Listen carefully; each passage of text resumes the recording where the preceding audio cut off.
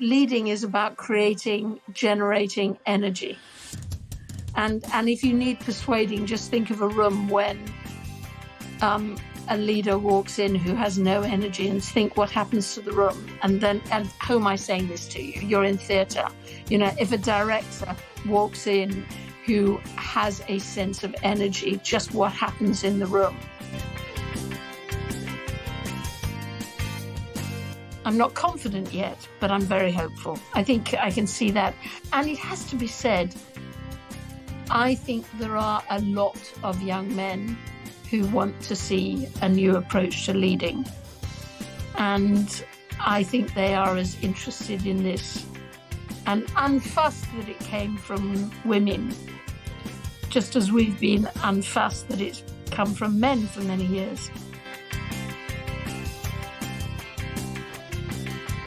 Part of leading to me is also recognizing the things that have been sort of put into your head they've been put in by somebody else, not by you. Welcome to the Fit Right Life podcast. Today we're welcoming back Julia Middleton. Julia Middleton is the host of the Women Emerging podcast and best-selling author of 2 previous books, Leading Beyond Authority and Cultural Intelligence. She is deeply committed to helping people from all backgrounds to develop as leaders and speaks regularly on leadership to audiences around the world. In 2020, Julia launched Women Emerging and went on to lead the expedition of 24 women to find an approach to leadership that resonates with women. Prior to that, she was the founder and, for over 30 years, chief executive of Common Purpose, which grew to become one of the biggest leadership development organisations in the world. Born in London and brought up in New York, Julia was educated at French Lycées and graduated from the School of Economics. She is married with 5 children and lots of grandchildren. Julia, welcome back. Delighted. Good to see you. Now, as I just was speaking to you before, I've followed the expedition, but I got really busy. I want to know, how do you feel now that the expedition's done? From when you began to now, what's that feeling? Well, that's a big one. It had chapters, is the truth. There was the sort of feeling while it was happening. And while it was happening, I had this overwhelming thing of the last thing for anybody's health I would recommend anybody does is to lead a group of 24 women from around the world on an expedition to investigate leading. That has got to be a suicidal activity. I love that. That really, really has to be a suicidal activity, because every time, of course, we all make mistakes leading, and every time I made a mistake, it was pretty obvious.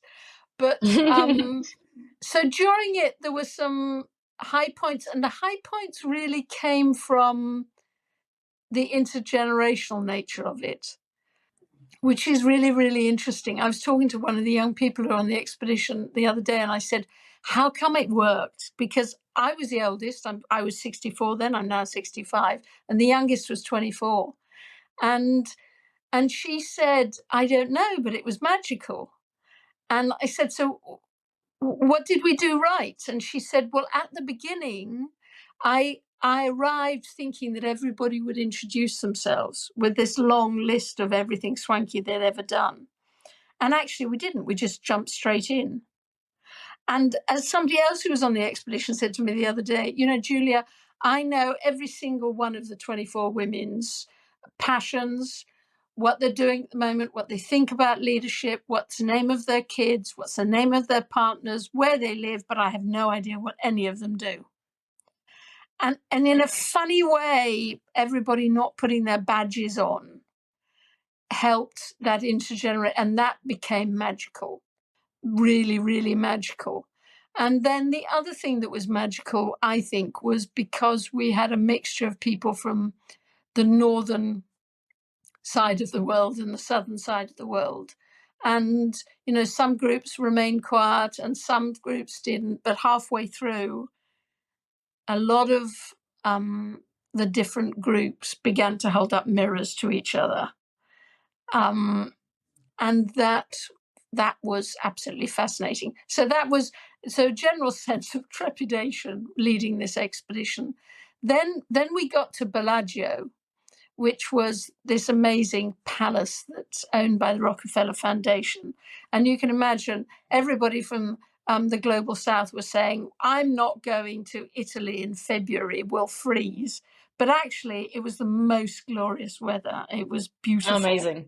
And we all got together, and there were some storms, and there were some wonderful moments, extraordinary moments. I had some personal information that came through while I was there that was really tough to hold, knowing I couldn't get back to it for another few days. So it was really weird. It was a sort of reality of leading when there are other things trying to sort of burst into your life, if that makes sense. Mm-hmm. Which it felt very real, is the truth. So that was it was sort of magical. But then, and it made us realize the degree to which we need an approach to leadership that resonates with women, because there are too many women all over the world saying, if that's leading, I'm out. I don't want to do it. And we have to find another way to do it, because we cannot spend our entire lives pretending we're men, doing it the men's way, and then being told to do it authentically. It's like Alice in Wonderland. It's madness. But also, the world's in a bit of a mess, and I would be perfectly happy to do it the men's way if I thought it had worked. So True. I think the need for a way to describe leading so that women were comfortable with it is important. And we really doubled down on this thing that we refuse to talk about the word leader, because that's often status. It's a badge, and it's one that you begin to think that you have as a right. We stopped using the word leadership because it had the word ship at the end. It really should have had the word tanker at the end. It's sort of static and strong and impossible. And we really doubled down on the word leading as something that's active, that moves around, that changes shape, that's different from everybody. It was a verb, and it tied in with this sense that was developing in us, that leading, at the heart of leading, is energy. Leading is about creating, generating energy. And if you need persuading, just think of a room when a leader walks in who has no energy, and think what happens to the room. And how am I saying this to you? You're in theatre. If a director walks in who has a sense of energy, just what happens in the room? So we were doubling down on the word leading, but we were also doubling down on realizing that there was no such thing as an approach to leadership that resonated with women, that everybody's got to find their own way of doing it. And I then walked away, and I, of course, had been given the task of writing a book that would capture what we'd learnt. And the truth is, Anna, I went away sort of utterly miserable, thinking, does the world need yet another leadership book? I cannot bear the thought of writing one. This is awful. This is terrible. And then there was this sudden moment when it became clear. And again, I suspect you will know those moments because you are in the 30 world. That moment when you could see it clearly. And I began to realize I was not writing a book about leadership. I was writing a guidebook so that women could go on their own expeditions to find their own approach to leadership that resonates with them, but that this guidebook would help them go on that expedition, would give their expedition shape and form and a means of processing the information. And it was sharing what we'd learned on the first expedition. And by sharing it, we would help women to do expeditions all over the world. And so as soon as it wasn't a book about leadership, it was a sort of a guide to running your own expedition. It became fantastic. And now, I love that. All of that's been, but now what's exciting, to be honest, now I'm really on a high, because I've got women all over the world saying we want to lead expeditions, to the extent that That's I've largely lost my voice. that's amazing though. No, that's really good. I so resonate with that, like your feeling about not wanting another leadership book, because there's all of those how-tos, right? And like you said, there's no one way for leadership. So how do you define that in one book? So I can't wait to, I guess, how long will that would take for you to write then, this guide? It's gonna It probably take a it while, comes right? out it comes out next week. Stop it. You wrote it so quick? Yep. Amazing. Well, we I knew want what to we go. wanted to say. It's not Yeah. just that it's different, it's also that women are different. It depends, Mm. inside Oh, yourself. You 100%. had moments of trauma, different education, you believe different things, you have different experiences of motherhood, either because you've had a child or because you've looked after your mother, or because whatever, we're all made up in different ways, and all of that has to affect how we lead. Mm.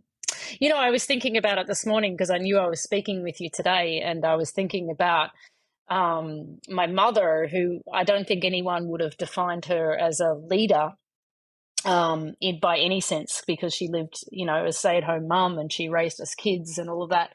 But when I think about all of the things that she taught me that I use in leadership, that she was a leader maker, and in its sense is a leader in itself, right? When you make somebody who can take the lead. And I really was thinking about that this morning, and I really love the way that you just described that everybody leads in their own way, because I think it's so true. It's so true.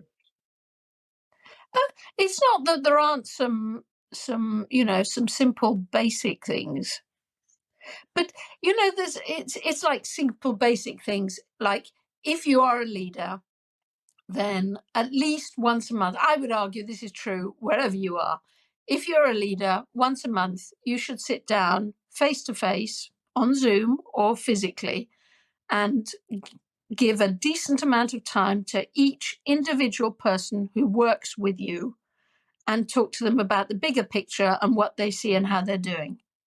Mm. And when they come out of that meeting, it might have been good or it might have been bad, but they receive energy. Yeah. And the amount of you've got to do that if you're a leader. That's base one. But then Mm. so many other things. And again, thinking about theatre, some of the theatre directors that you put me onto in the early days, the conversations with them were so beautiful. And it's so much an individual thing. I remember a lady that I spoke to who had this very, very, very petite, you could say weak voice, but it wasn't weak at all. It was a sort of childish voice. And it was interesting because that had framed how she led, and she knew she had to sort of understand its impact on people and then counterbalance that.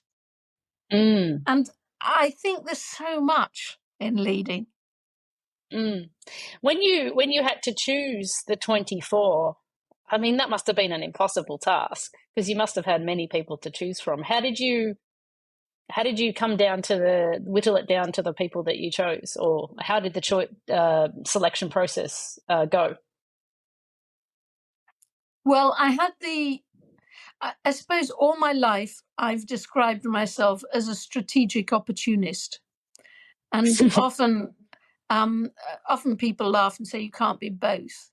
And actually, one of the things I discovered on the expedition is that you can be two extremes that appear to not fit together. And that is what leadership is. You have to be quiet and noisy, vulnerable and strong, all those things. They do work together. But as a strategic opportunist, I knew strategically that it was important to have a mixture of ages. I Mm. knew that we had to have a geographical balance. I knew that we had to have a sectoral balance. So strategically, I'd sort of figured out what the mixture needed to be. and, thoughtful people and less thoughtful people. And also, actually, one of the crucial things is the people who, what would I say? They're the people who want KPIs and milestones for things. And then the people who don't want any KPIs and don't want any milestones. Yeah. Mm-hmm. And you had to put both of those groups together in the expedition, in the same room, and then hold them, and hold them as the leader, hold them, right, together, which was probably my toughest task during that whole expedition.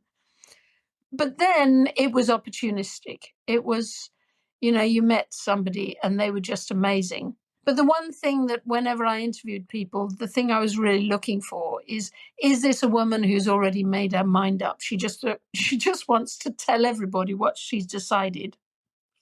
Or is this somebody who is genuinely curious and is prepared to go and talk to people? And so a real expedition intuition, a willingness to explore rather than to share their extraordinary knowledge and wisdom. I get that. So you seem like a person who's fairly ready for most information that comes your way. Was there any particular surprises that happened in the process, and what was that?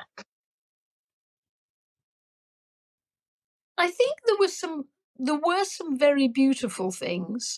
And if I'm honest, most of them came or were rooted somewhere in music. Really? Well, music has this. So we had a Polish violinist on the expedition, and she often framed what people were struggling to say in the words or with the analogy of an orchestra. And it sort of took people out of their own bubbles into a bubble they didn't know. And it had an extraordinary impact. But also, it invited people to sing to each other, to play for each other, to find another way of communicating which wasn't words, because I suppose we discovered to what extent words get in the way. Big time words get in the way. And sometimes music had this profound and joyful way of taking us out of our own positions. So I would never do an expedition again without music. I love that, especially because I work in the arts. I love that. I think that's amazing that it sprung from the expedition quite naturally, right?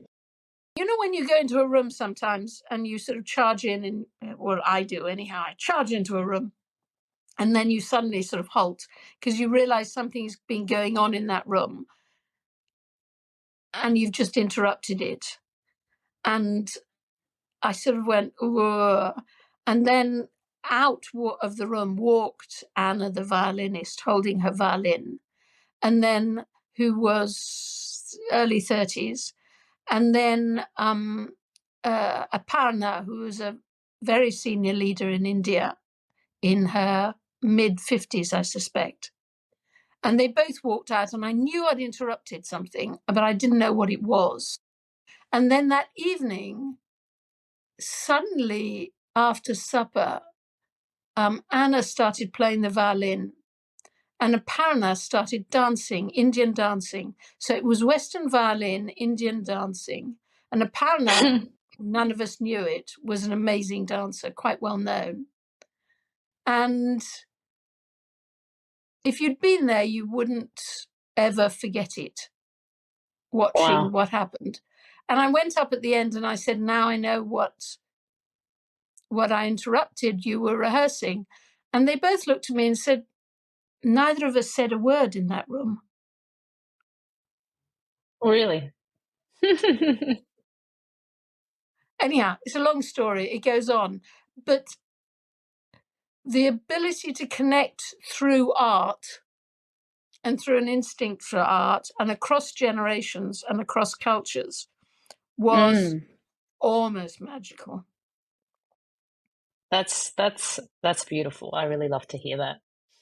Speaking of your cross-cultural choices across demographics, age groups, but then also cultures, was there a lot of was there more alignment or less alignment through different cultures? Like how did that sort of combustion happen as you talked through these topics? Is there, because some of your people are quite have come from such fascinating backgrounds and been very, very niche, right? Like from very specific to the country and the culture and the political systems that they're working within. And now they're suddenly having this conversation with violinists. So like how did that sort of cross-cultural combustion happen? And now a note from our sponsor. The Theatre Art Life podcast is proud to be sponsored by ClearCom. ClearCom is the leader in voice communications for theatre and the performing arts. Call your cues with the simplicity and elegance of ClearCom Intercom Solutions. You can find them at clearcom.com. Go check them out. With great difficulty, particularly noisy Western women, of which, of course, I am one. Me too. Who panic if there is a moment of silence and feel the need to fill it. And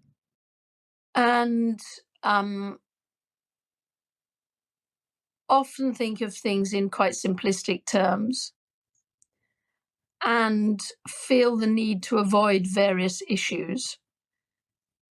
For example, you know, if you talk on a Western-based women's conference, it's a sort of accepted thing that you're not going to talk about motherhood. And it's sort of accepted that you're not going to talk about faith, spirituality, the sacred. And yet, most women in the world, and we coined an expression, motherness, because we thought it was not necessarily about physically having a child or birthing a child. You know, it must have an enormous impact on how we lead. And for the vast majority of women in the world, faith, spirituality, we ended up using the word the sacred because there was so much, it was such a broad spectrum, is an enormously important motivator. So there was a sort of, I would argue, I don't know if everybody would say this, but there was a sort of a noisiness from the Western women, and it became, at the beginning, and it became much less strident and noisy. And over time, we started talking about things that, like motherness, like nature, like ancestors, like the sacred. And I think it therefore got to a much more profound level. And that was beautiful to watch.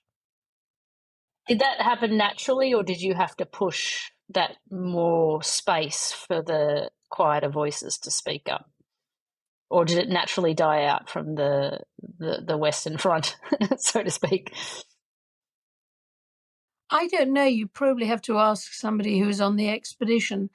I suspect, having done a lot of work around the world over the years, I was conscious that it would happen at some stage, and therefore probably I allowed the time for it to happen. I also knew how strong some of the women were, and even if they were silent, they wouldn't be silent for long.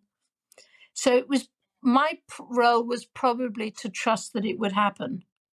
Oh, that's good. What do you are you now on the end of that, hopeful for change? And how, you know, I mean, that's a big question to ask, because it's just shifting such a large topic is such a not an immediate thing. But do you feel hopeful for the people that were involved, and that there could be an effective change from this expedition in the orbit of the people that were there? I think it's about how many people do choose to take up the invitation to do an expedition, either on their own or as a sector or as a geography. Yeah. So my hopefulness is that at the moment it looks like, a group of Indian tribes on the west coast of the US have decided to do a group expedition. And they said, would I lead it? And I said, of course not. I'm neither on the west coast of the US, nor am I from an Indian tribe or a Native American tribe, sorry to use the right expression. But I'll help.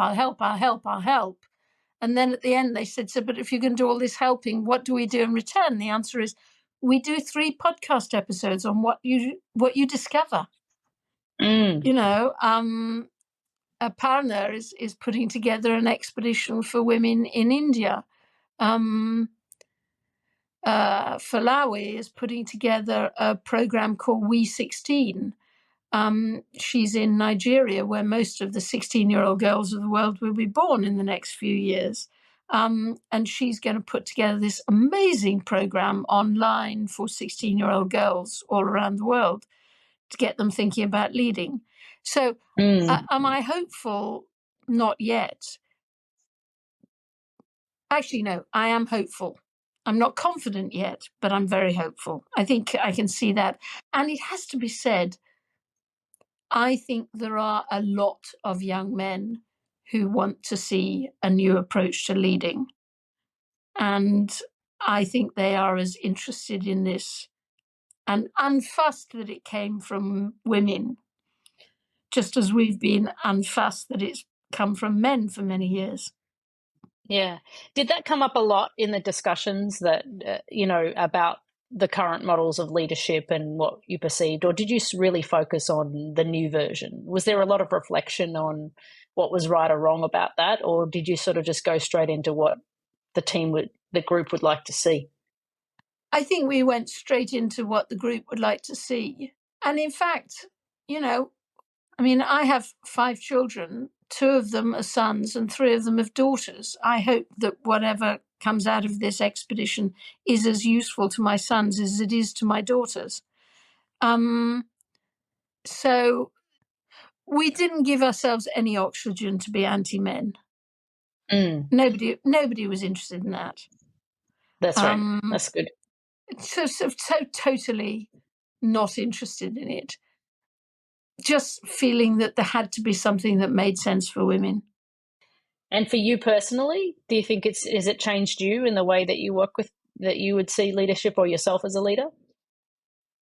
I think, there was a wonderful woman who wrote me a message, I don't know, 2 or 3 weeks ago that anyhow meant a lot to me. And she said, the following the expedition had taught her lots of new things, but it had also given her the confidence that some of the things she's already doing are the right thing and she can do them with more confidence. Oh, that's nice. And I think it is that combination. So there are some things that I do and I do well, and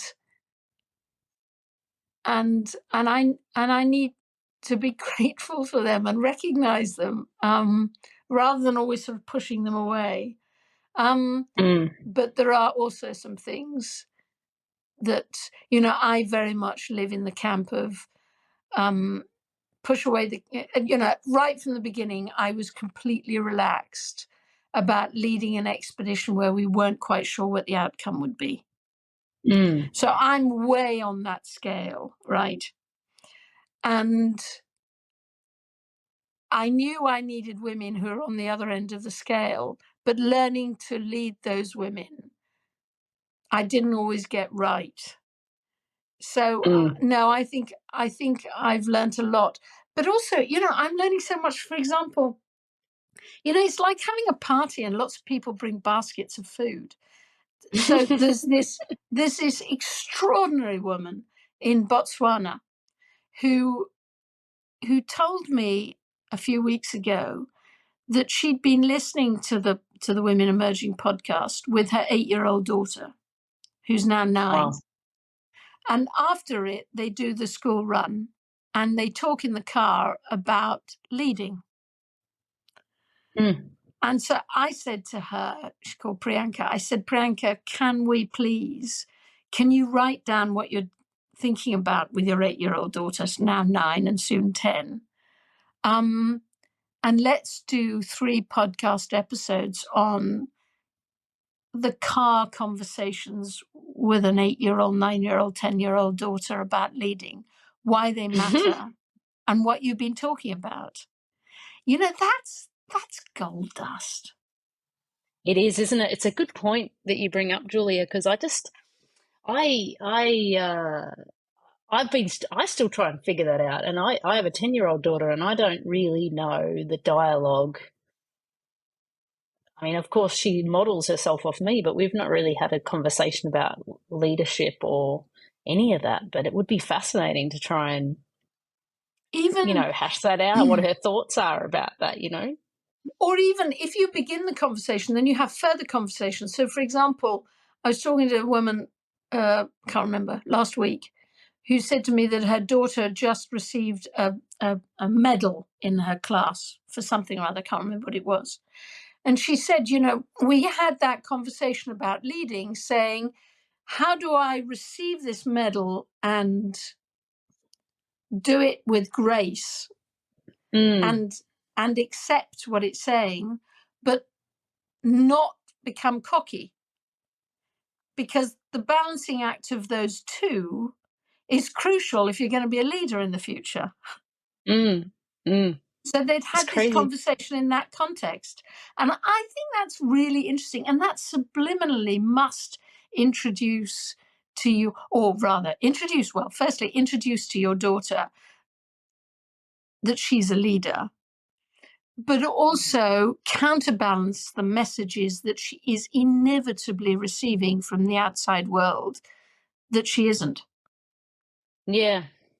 It's funny because, she's a third culture kid living in Hong Kong with an American father and an Australian mother. And I think there's a lot of input. Do you know what I mean? There's a lot of exposure to a lot of different things. It's probably really important to start to, I remember this, too much information, but I remember discovering my own training and my own biases a long time ago. I read something about, how we never talk to our daughters about their private parts and stuff like that. And I was like, oh, well, surely I've talked to my daughter about her private parts. You know what I mean? Because when you talk to boys, you label it and you talk about it, and absolutely. And that night I went and I gave her, a bath, and I pointed to her privates and I said, what's the name of that? And she looked down at herself and she said, I don't know. And I couldn't believe that we never talked about it when we were a kid. Of all people had missed this fundamental discussion with my daughter where it was okay to talk about that. And it was only because I'd read that article and discovered this innate sort of upbringing and training where I just completely avoided talking about it. And it was really a wake-up call for me. So I started to look at all the things that I'm like, what am I not? What's the hangover from my upbringing that I am not what are the conversations I'm not having with her that I should? But the leadership one is the next level for me. But it was something as fundamental as naming your parts. I couldn't believe it that I'd missed that, That is absolutely, I've written that down. I've got to send it to Priyanka. But it's also, part of leading to me is also recognizing the things that have been sort of put into your head they've been put in by somebody else, not by you. That's right. Do you know what I mean? And I think that's really, really important. One of the things in this guidebook, if you're going on an expedition, is to say before you go on the expedition, what are the things that you have to consciously jettison? The sense for a lot of women, I'm not enough. Well, you are. the sense for a lot of women that they have to be good girls. And what does that mean? Let's put that aside. The sense, I'm looking at my notes, what are the other ones? Ignoring yourself, minimizing me, that you have to spend your whole life minimizing me. So what are the things that you have to consciously really put aside and say, I didn't put that in my head, somebody else did, and it needs to be put aside, consciously put aside. So, because otherwise it will leak into how you lead and make you a less effective leader. Yeah. I have a coach that I see every once in a while, and she constantly pulls me up on my vocabulary, because I say, oh, I need to do this. She goes, do you need to? And I'm like, or do you want to? Do you have to? And it's funny because like a lot of women, I need to do this and I need to do that. And my psychology and my wiring is I need to do all these things. But even if you just switch your mind and say, I want to, or I would like to, or I don't need to, and it's so ingrained in me, Julia. It's really hard. She still, after doing months of coaching, every once in a while, I'll still say, oh, I need to do that. And she's like, no, you don't need to do anything. Still trying to train my brain. It's so innate. It's so innate, and it so much frames, if you need to do it, you won't produce as much energy. Exactly. Exactly. And it comes with a connotation of like tasks and achievement and doing, and you get exhausted. I carry all of the things I need to do. And it's like the list. Yeah. You can change that list by labeling it differently, right? I get to, I want to. Absolutely. I was looking the other day, I found a piece of paper. It was a list of all, because one of my children was premature, and it was a list the day before he was born of what I had to do before he was born. It was so long. What do I need to do before he's born? How would you know when the day it was before he was born too, by the way? None of them mattered. None of them mattered. He was born the next day and none of them got done. Oh my goodness. Oh, we worry about so much, don't we? It's so funny. I was going to ask, I want to know, and for also the people who listen to this podcast, where do we find the book once it's released, Julia? You can find it on Amazon on the 14th. The audio is already out, but or by going on our website, womenemerging.com. It's what's it called? I've just said it wrong. womenemerging.org.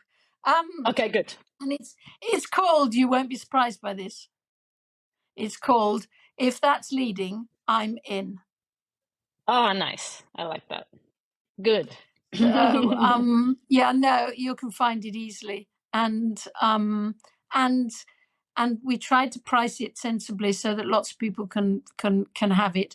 But if you really, really can't afford it, just send me an email on the website, womenemerging.org, and I'll send you one of my copies. No question. Perfect. Well, hopefully our listeners will take you up on that if they need to.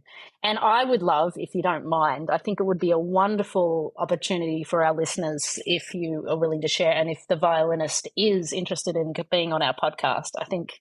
Of course she would. I would love to have that conversation with her because she's in the arts and she's been through this experience as an artist. I think that would be great. She's called Anna Cook, and she's wonderful. And I will put you in touch immediately.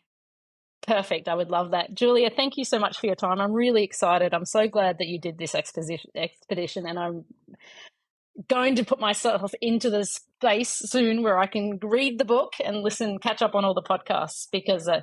Annie, you'll go on an expedition just by reading the book, okay? But more importantly, if you want to do some sort of expedition with women in the arts, count me in. Excellent. That's a very enticing offer for me right now, Julia. So I'll read the book, and if I can carve out that time, that would be amazing. I have a lot of women that in my orbit that are seeking that kind of adjustment to leadership, and there's, as in every industry, I think there's a lot of work to be done, and I think it would be amazing in a group of people that I have a network with. It would be amazing to do that. And for me, I learned so much from the theatre directors you put me in touch with that I would be honoured to have any role in that. I'm so glad. Awesome. Well, thank you. We will stay in touch, and you have a great afternoon, and thank you for being on the podcast with us again. Anna Cook next. Lots of love. Theatre at Life is a global media site for entertainment. Memberships start at only $38 per year. You can have unlimited access to our daily published articles, including entertainment news and the writings of active industry professionals, ensuring that you are always up to date on the global happenings in the world of entertainment. Become a part of the international entertainment community and join us now at www.theatreartlife.com.